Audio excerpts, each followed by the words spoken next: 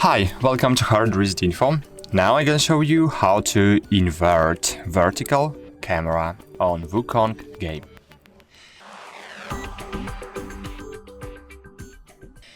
So to do that, firstly you should click Escape button to open equipment menu, then find settings here on the top part of the screen, and you have camera settings. And here, as you can see, we have two blocks, controller and mouse. And in both blocks we have invert vertical camera setting.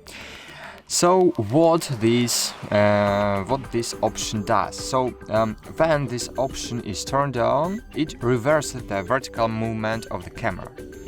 So in case the controller, for example, when you put the right stick up or move the mouse in the case of mouse forward, the camera will look down.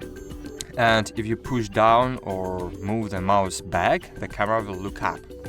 So this setting is often preferred by players who are used to, flight simulators maybe, or certain older games where inverted vertical controls were the norm.